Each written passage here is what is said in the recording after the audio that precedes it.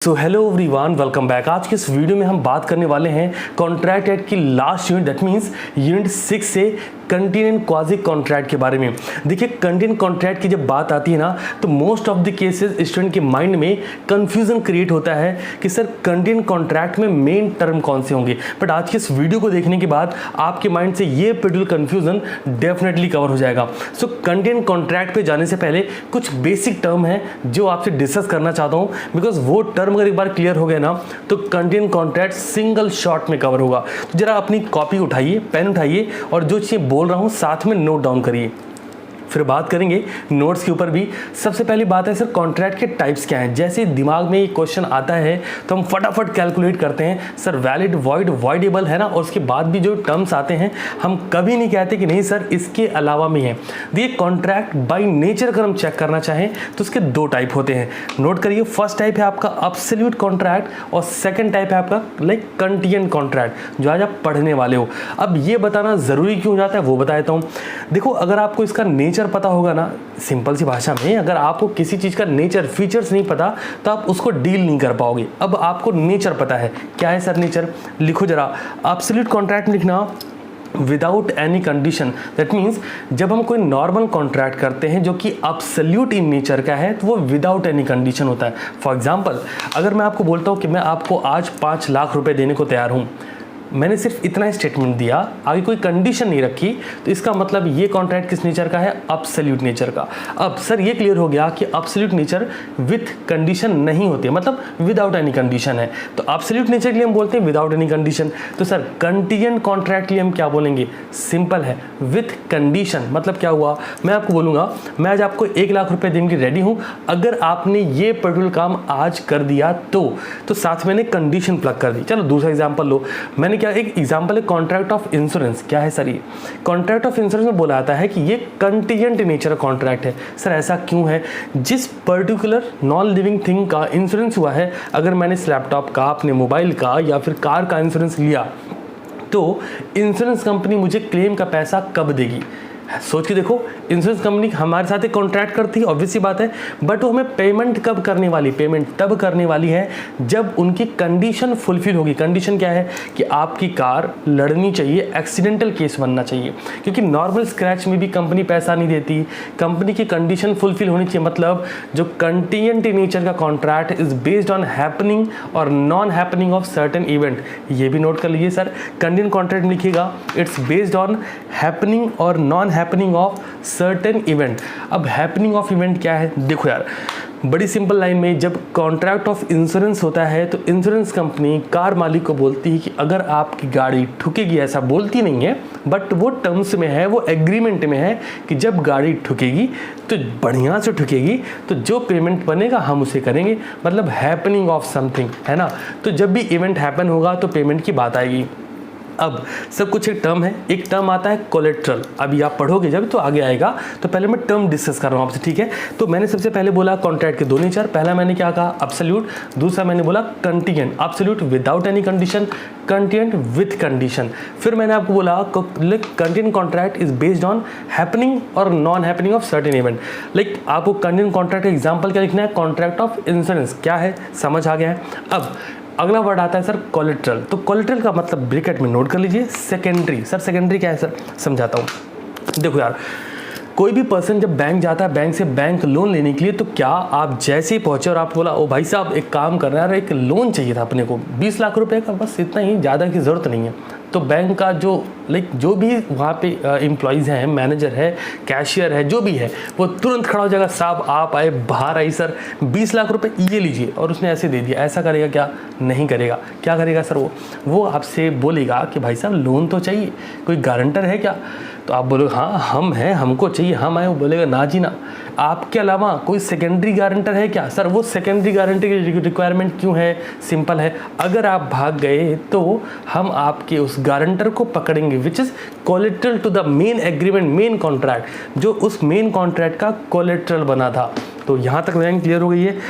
अब कुछ एक वर्ड और, एक स्टेटमेंट नोट करेंगे आप कंटीजेंट कॉन्ट्रैक्ट के लिए। देखिए आपका मॉड्यूल भी मेरे पास है ना, मैं भी नोट्स भी यूज़ करूंगा, लेकिन आपका मॉड्यूल हमेशा, देखिए हमेशा से कहता आ रहा हूँ कि आईसीआई का मॉड्यूल नहीं पढ़ा तो तो किया ही क्या लाइफ में, है ना। तो शुरुआत करते हैं। सबसे पहले कंटिन्यूइंग कॉन्ट्रैक्ट की लाइन नोट करिए, जो हमारी हमेशा स्पेशलिटी रही है। लाइन नोट करेंगे आप कोटेशन के फॉर्म में, आओ शर्त लगाते हैं और कॉन्ट्रैक्ट बनाते हैं। लिख लो यार, क्या लिखोगे, आओ शर्त लगाते हैं और एक कॉन्ट्रैक्ट बनाते हैं। आप चाहें तो कमेंट सेक्शन में कमेंट भी कर सकते हैं, अपनी कॉपी में लिख भी लीजिए, लिखना तो ज़रूर है। आओ शर्त लगाते हैं और एक कॉन्ट्रैक्ट बनाते हैं। अब देखो, अगर बिना शर्त के कॉन्ट्रैक्ट हो रहा है तो एब्सोल्यूट नेचर का होगा, वो बाकी सारे कॉन्ट्रैक्ट हैं। बट जब कंटीजेंट कॉन्ट्रैक्ट की नेचर की बात आएगी तो ये सशर्त होगा, मतलब विथ कंडीशन होगा। चलिए अब जो बुक में छपा है उसको पढ़ते हैं। कंटिन्यूइंग कॉन्ट्रैक्ट सेक्शन 31 में बोला गया है। देखो, इसको करने के लिए बड़ी सिंपल सी बात है, सेक्शन 31 से मूव करना है। बुक में देखेंगे तो आपको बाकी सेक्शन मिल जाएंगे। जो रूल्स हैं वो 32 से लेके 36 तक दिए गए हैं।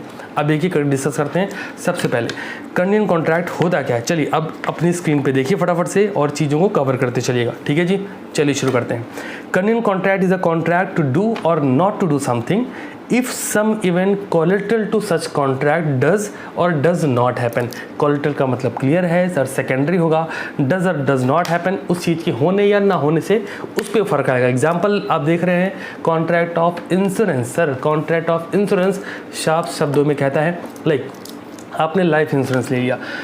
आप सबको पता है कि लाइफ इंश्योरेंस में इंश्योरेंस कंपनी पेमेंट तभी करती जब उस पर्टिकुलर पर्सन की डेथ होती है, ठीक है। उससे पहले पेमेंट नहीं होने वाला है कि आपको सर्दी जुकाम खांसी और आपने बोला भाई साहब बहुत सर में दर्द हो रहा है, आप एक काम करो 15 लाख वाला चेक काट दो कंपनी से। तो क्या कंपनी चेक काट देगी? नहीं काटेगी। क्यों?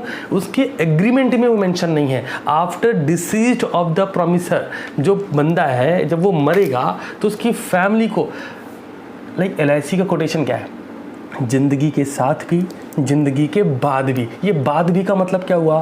कंडीशन, साफ कंडीशन है कि तुम जाओगे, तुम्हारे बाद हम तुम्हारी फैमिली का ख्याल रखेंगे, ये पेमेंट हम कर देंगे। समझ आ रहा है जिंदगी के बाद भी का लॉजिक क्या है? तो बढ़ते हैं आगे।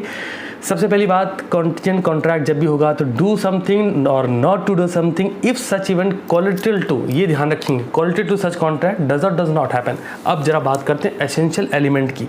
मॉड्यूल साथ में रखते चलिए और ये सारे पॉइंट्स देखते चलिएगा, ठीक है।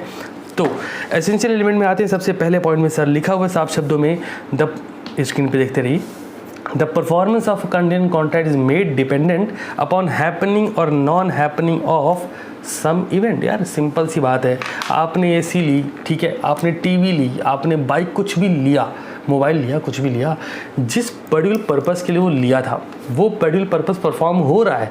आपकी गारंटी पीरियड से पहले वो चीज़ खराब हुई तो कंडीशन क्या थी? Happening of event. अगर ख़राब हो गया तो कंपनी लाइबल है, वो काम करके जाएगी। क्यों? सर विथ कंडीशन सेल की थी ना, कि अगर सब ने कभी न कभी CFL LED बल्ब बदला होगा ना, कि आप लाए 6 महीने की या 1 साल की गारंटी दी थी उसने, अब बल्ब लाए तो जलना तो चाहिए, उससे पहले वो बंद हो गया तो आप जाते हो शॉप वाले एकदम अकड़ के, भाई साहब वो जो दिया था ना नहीं जल रहा, रोशनी नहीं हो रही, वो तुरंत चेंज कर देता। क्यों? क्योंकि जो कंडीशन थी वो फुलफिल हो गई। तो कंटिन्यूइंग कॉन्ट्रैक्ट की एक बात दिमाग में रखनी है, शर्त, कंडीशन होनी चाहिए। सेकंड पॉइंट देखिए, एसेंशियल एलिमेंट में event on which performance made to depend is an event collateral to the contract. ये बार बार होगा, कोलेटरल होना चाहिए। For example, it does not form part of reciprocal promise. Sir reciprocal promise क्या था? A ने B को बोला तू मेरे घर ये सामान पहुंचा, लास्ट वीडियो आपने देखी है, ध्यान होगा आपको। A ने B को बोला तू सामान घर पहुंचा, मैं तुझे पेमेंट करता हूँ। तो क्या हुआ? A प्रॉमिस कर रहा है सामान पहुँचाने के लिए, B प्रॉमिस कर रहा है सामान पहुँचने के बाद पेमेंट करने के लिए। जब दोनों ही पार्टी दूसरे से प्रॉमिस करती हैं, इसको बोलते हैं रेसिप्रोकल प्रॉमिस। यहाँ पे कुछ कोलेटरल, कोई कंडीशन कुछ नहीं है। क्यों भाई? देखा जाए तो रेसिप्रोकल प्रॉमिसेस में भी कंडीशन हो रही है कि जब तुम सामान पहुंचाओगे फिर मैं पेमेंट करूंगा। बट क्या कोई कोलेटरल बात है, कोई हैपनिंग नॉन हैपनिंग की बात है? तो जवाब है नहीं। Most of the time student confuse हो जाते हैं इस लाइन में कि सर ये रेसिप्रोकल प्रॉमिस है, ये कंटिन्यूइंग कॉन्ट्रैक्ट है। तो ध्यान क्या रखेंगे, दोनों ही रेसिप्रोकल प्रॉमिस जैसे दिखेंगे क्योंकि दोनों में कंडीशन है। बट क्या उस इवेंट के हैपनिंग नॉन हैपनिंग की बात हो रही है? तो जवाब है नहीं। क्या उसमें कुछ कोलेटरल है, कुछ एडिशनल, कुछ सेकेंडरी? जवाब है नहीं। अगर नहीं मतलब समझ जाओ रेसिप्रोकल प्रॉमिस है। और अगर ये दोनों टर्म आ गए, कौन कौन से?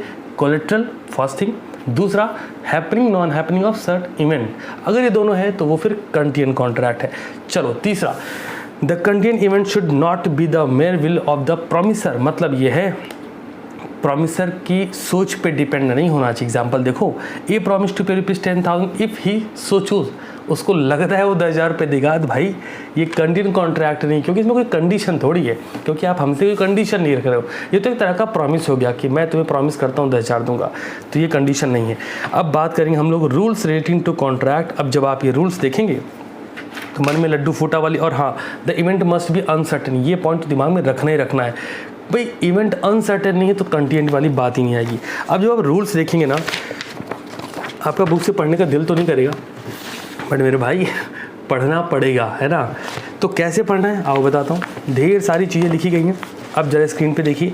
Okay, rules relating to enforcement, enforce कैसे कराओगे कंटिन्यू कॉन्ट्रैक्ट को। सबसे पहला पॉइंट, जो पॉइंट बताऊंगा उसमें जो ब्रैकेट में बोलूँगा उसे नोट कर लीजिएगा। सबसे पहला आप देखो, पहला है हैपनिंग ऑफ एन इवेंट, दूसरा है non happening of an event, दिख रहा है। तो इसको लाइन्स को ध्यान से सुनिएगा।